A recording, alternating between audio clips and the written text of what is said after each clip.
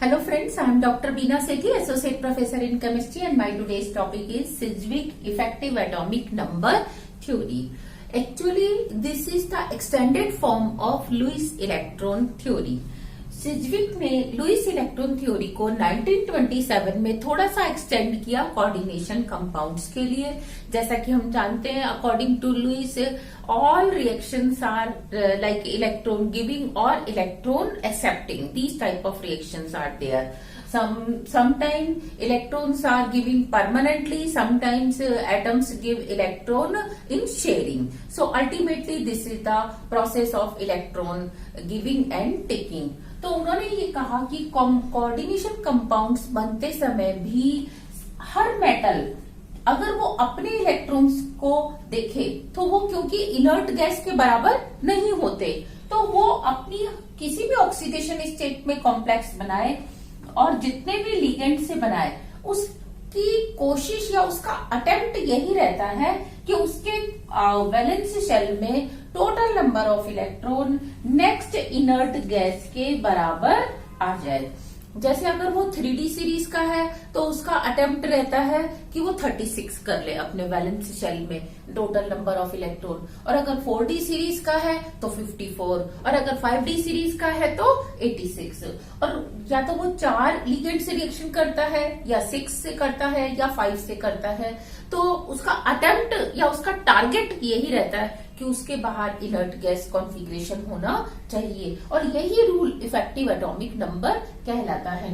Effective atomic number में हम number of electrons possessed by central metal atom और central metal ion plus उसमें करते हैं electrons gained by ligands. Ligands 4 हैं तो 8 इलेक्ट्रॉन्स आएंगे, 6 हैं तो 12 electrons, and that comes equal to next inert gas. तो देखो, अगर वो 3D का है तो 36, 4D का है तो 54 और 5D का है तो 86 के बराबर उसके पास इलेक्ट्रॉन्स हो जाते हैं।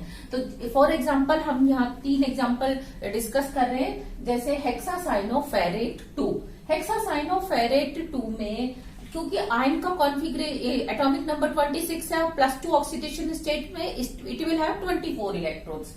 सो 24 from ion +2 and from 6 cyanide it will have 12 electrons, so total 36 means krypton, configuration of krypton.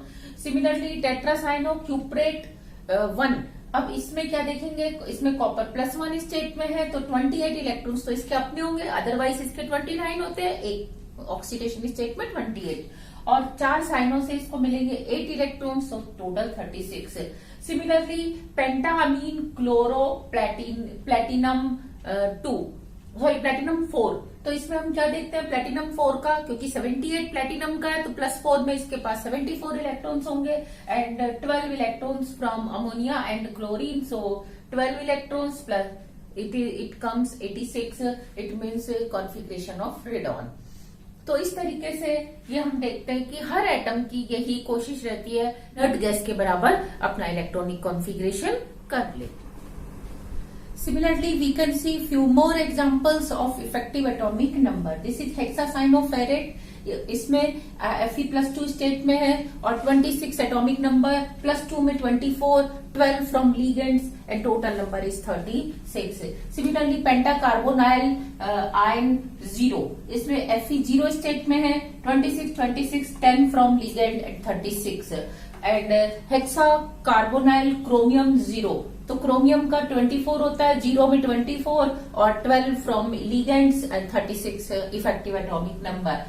Tetra carbonyl manganese nickel, tetra carbonyl nickel में 28 होता है और 28 0 ऑक्सीडेशन स्टेट में 8 from ligand and 36 from its effective atomic number.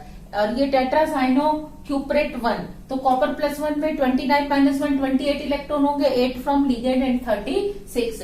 Molybdenum hexa carbonyl molybdenum 0, molybdenum का 0 oxidation state में 42 electrons होंगे, 12 from ligand, 54 effective atomic number. Palladium का hexa amine palladium +4, तो +4 में palladium will have 42 electrons and 12 from ligand, so 54, and hexa amine platinum 4, platinum का 78 होता है otherwise, लेकिन 74 होगा इसका +4 में, 12 फ्रॉम लिगेंड 86।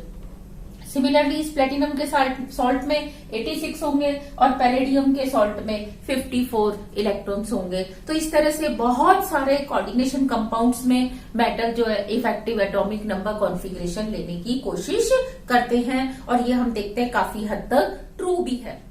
इसके अलावा सिज्विक ने जो थ्योरी दी, हम क्या देखते हैं, कुछ ऐसे कॉम्प्लेक्स या कुछ ऐसे कंपाउंड्स हैं जिनमें सेंट्रल मेटल एटम और आयन प्लस लिगेंड के इलेक्ट्रॉन्स का अगर हम सम करें तो वो या तो इफेक्टिव एटॉमिक नंबर से ज्यादा आता है या उससे कम आता है, फिर भी वो स्टेबल होते हैं। जैसे हम बात करें हेक्सासाइनो निकिल +2, इसमें निकिल जो है कौन सी स्टेट में, सॉरी ये होगा आपका -2। तो निकिल क्योंकि +2 स्टेट में है तो इसके पास 28 -2 26 इलेक्ट्रॉन होंगे, 8 फ्रॉम लिगेंड 34, होना कितना चाहिए था 36। हेक्सा एमीन क्रोमियम 3rd, तो 24 क्योंकि यहाँ 3 स्टेट में है, -3 means 21 electrons from chromium and 12 electrons from 6 ammonia, so it is 33 और होना चाहिए था 36। Similarly there are many complexes जिसमें या तो कम है या ज्यादा इलेक्ट्रॉन्स हैं। जैसे हेक्सा कार्बोनाइल वेनेडियम में 35 इलेक्ट्रॉन्स हैं, हेक्सासाइनो मैग्नीज 2 में 35 हैं, हेक्सासाइनो निकिल +2 में 34, टेट्रा अमीन प्लेटिनम 2 में 84 और हेक्सासाइडो आयन 3 स्टेट में 35 इलेक्ट्रॉन है, हेक्सा अमीन क्रोमियम +3 स्टेट में 33 electrons, tetra chloro cobalt 2 state में 33 इलेक्ट्रॉन्स हैं और टेट्रा अमीन कॉपर +2 स्टेट में आपके पास 35 इलेक्ट्रॉन्स हैं और डाई अमीन सिल्वर +1 स्टेट में 50 इलेक्ट्रॉन्स हैं, होने चाहिए 54। टेट्रा क्लोरो पैलेडियम पैलेडियम +2 में ओवरऑल -2 चार्ज है तो इसके पास इलेक्ट्रॉन्स है 52 और होने इनके पास चाहिए कितने 54। तो इस तरह से बहुत सारे एक्सेप्शंस हैं जिनमें इफेक्टिव एटॉमिक रूल का फॉलो नहीं होता। तो इसकी अगर हम लिमिटेशंस देखें, सिज्विक थ्योरी की लिमिटेशंस, तो हम क्या देखते हैं, first many complexes are there which have either greater than or less than effective atomic number. They are stable. They have electrons either greater than or less than. Even then वो stable हैं.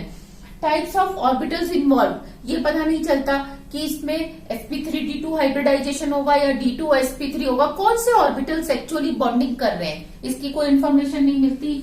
Magnetic properties को explain नहीं कर सकते कि वो paramagnetic होगा diamagnetic होगा, नो। ज्योमेट्री, अगर उसके बाहर ये 4 लिगेंड्स हैं तो दे आर अरेंज टेट्राहेड्रली और स्क्वायर प्लेनर, इसकी कोई इंफॉर्मेशन हमें नहीं मिलती। और एक ही एटम या एक मेटल आयन कभी कोऑर्डिनेशन नंबर 4 बनाता है, कभी कोऑर्डिनेशन नंबर 6। जैसे प्लेटिनम देखो यहाँ 4 स्टेट में है और प्लेटिनम का मैंने आपको पीछे +6 कोऑर्डिनेशन नंबर में भी बताया, तो प्लेटिनम दोनों कोऑर्डिनेशन कंपाउंड्स बनाता है। तो क्यों कोई एक एटम क्यों दोनों तरह के कंपाउंड बना रहा है, 2 कोऑर्डिनेशन नंबर क्यों दिखा रहा है, इसकी कोई इन्फॉर्मेशन हमें इस इफेक्टिव एटॉमिक नंबर या सिज्विक थ्योरी से नहीं मिलती। तो ये इसकी थी कुछ limitations. If you have any query please right in my comment box. Thank you.